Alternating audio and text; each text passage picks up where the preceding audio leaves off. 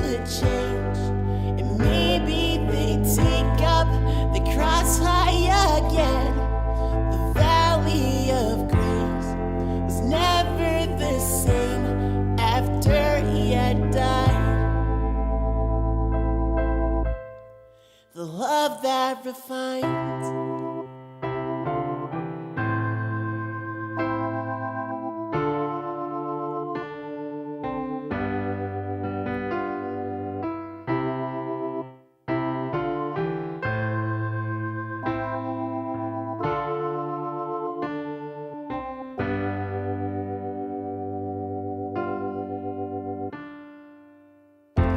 There's no sense in trying to do it on my own.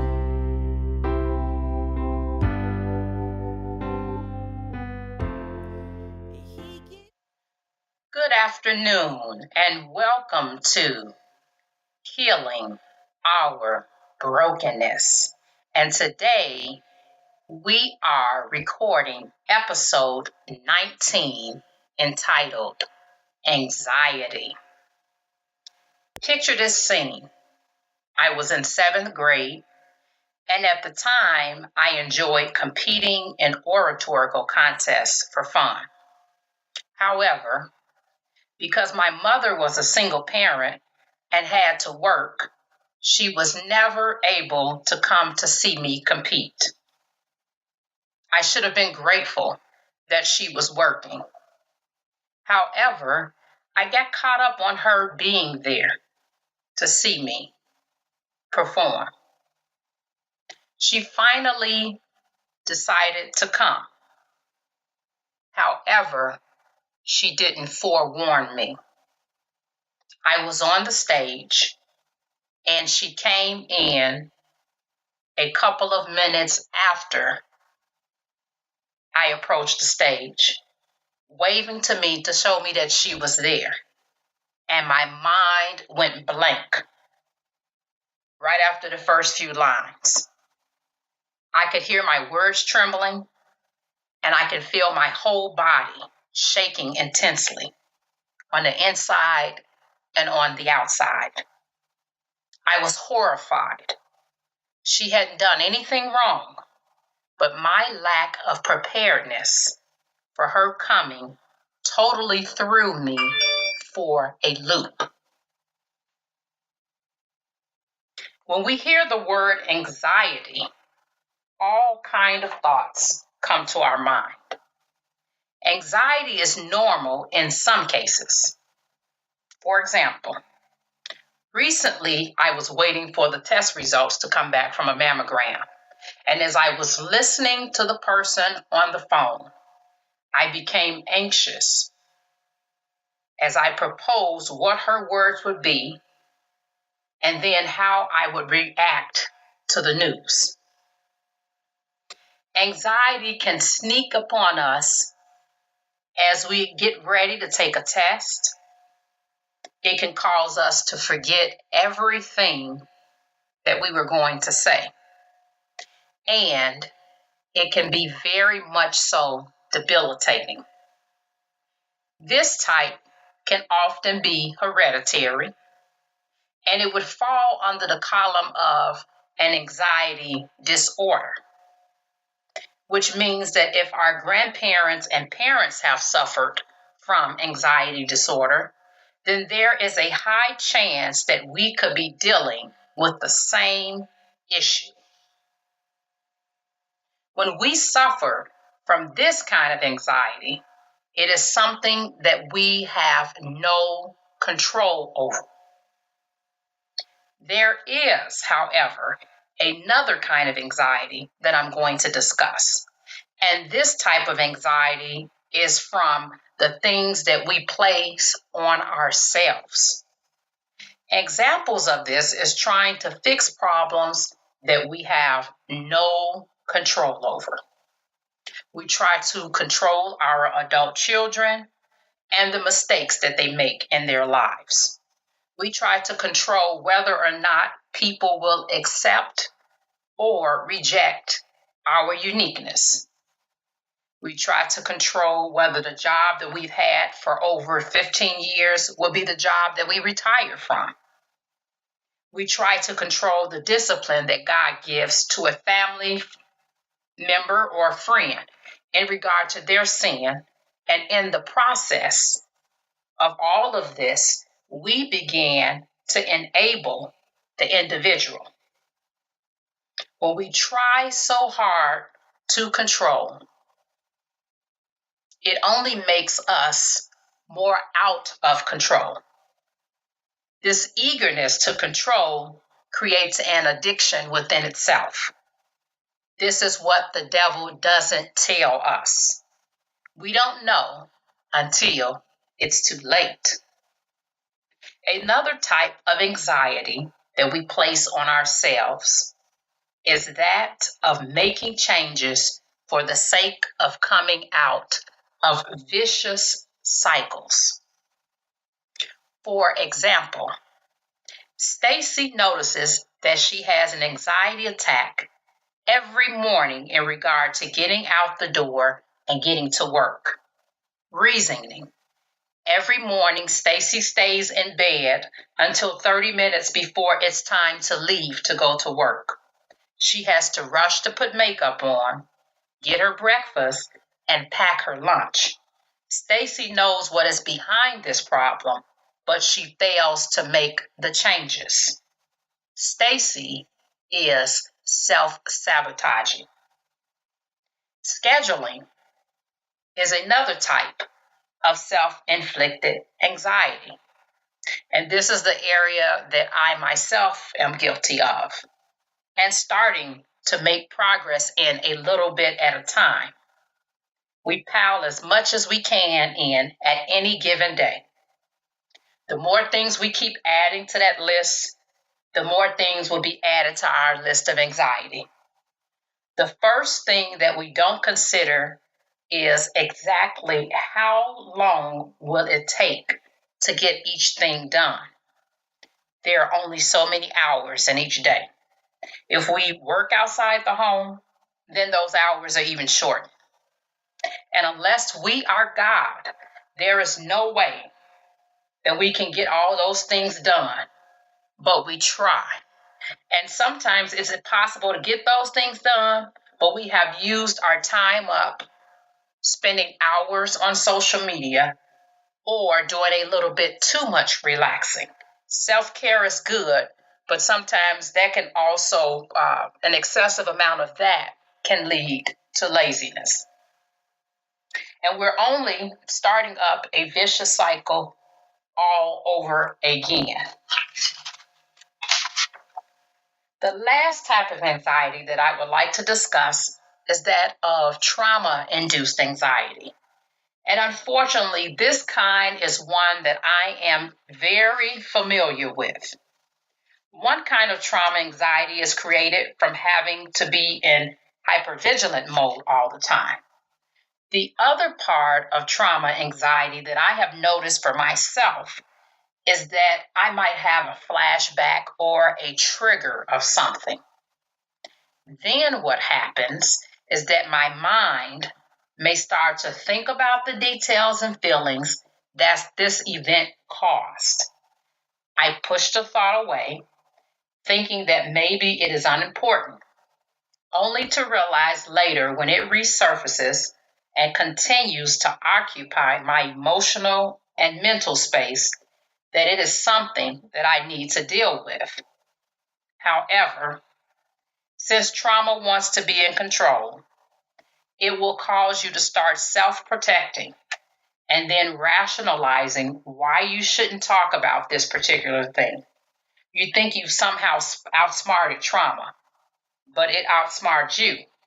Because when this event is occurring, it'll keep coming up and keep coming up until you deal with it. It causes your anxiety to go from about 0 to 1,000 throughout your body while the flashbacks are occurring. And what you don't realize at the time is that avoidance of discussion about this event is actually keeping the anxiety going. It's pumping up the physical energy in your body of adrenaline, and it's delaying the healing at the same time. I learned this the hard way when I tried avoiding talking about seeing my father abuse my mother in our apartment as a kid. I kept delaying and scratching off on my therapy notes and saying, nope, not this week. Weeks turned into months. And then finally, when I couldn't take it any longer and started to feel the impulse of swinging and punching at its peak, I did what I needed to do. I talked about it with my therapist. It got better before it got worse. Actually, it was the opposite. It got worse before it got better. Now, when those things come up, I pretend like I'm kickboxing in order to release the energy from my body. Before discussing this event with my therapist, I would zone into worship music to calm down the impulses. What I didn't realize is that the energy needs to leave your body. We ask God to help us with all kinds of things. However, we forget to ask Him to help us with things like anxiety and to get to the root of the issue. In Psalm 139, David reminds us about how God knows everything. We can't hide anything from Him. His presence follows us. O Lord, you have searched me thoroughly and have known me. You know when I sit down and when I rise up, everything I do. You understand my thought from afar off. You scrutinize my path and my lying down, and you are intimately acquainted with all my ways. Even before there's a word on my tongue, behold, O Lord, you know it all. You have enclosed me behind and before, and you have placed your hand upon me. Such infinite knowledge is too wonderful for me. It is too high above. I cannot reach it. Where can I go from your spirit? Or where can I flee from your presence? If I ascend to heaven, you are there. If I make my bed in Sheol, behold, you are there. If I take the wings of the dawn, if I dwell in the remotest part of the sea, even there your hand will lead me, and your right hand will take hold of me. If I say, surely the darkness will cover me, and the night will be the only light around me, even the darkness is not dark to you and conceals nothing from you. But the night shines as bright as the day. Darkness and light are alike to you. For you formed my innermost parts. You knit me together in my mother's womb. I will give thanks and praise to you, for I am fearfully and wonderfully made. Wonderful are your works, and my soul knows it very well. My frame was not hidden from you when I was being formed in secret and intricately and skillfully formed in the depths of the earth.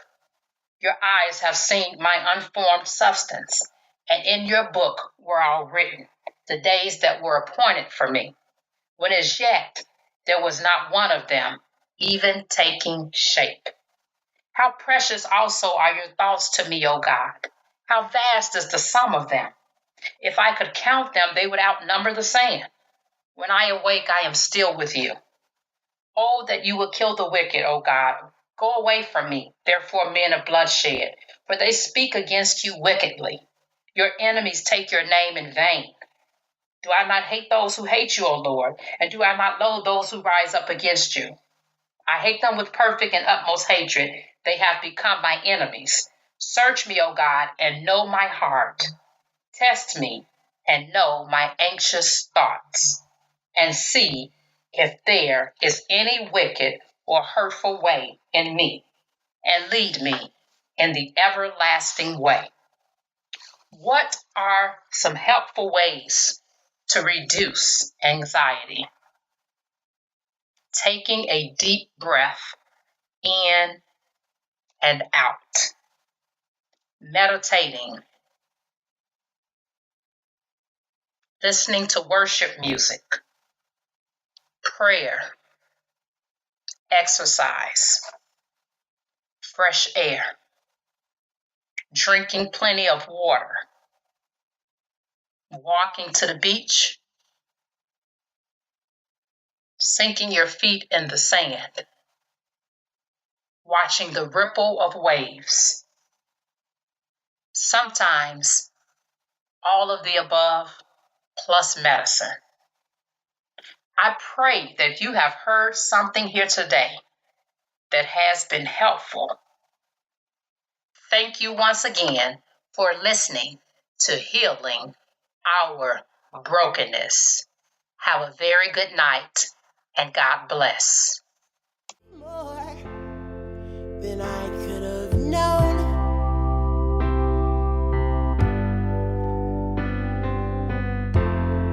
You turn those valleys into places to learn instead of burn and perish away. And nights never so cold without His grace. How could I say that I've seen the world from His great love? How could I know what He could love? How would I've seen what He had in store for me if I didn't give up and let Him be my valley of grace, where things would change and maybe they'd take up the cross high again. The valley of grace never was the same after He had died. The love that refines.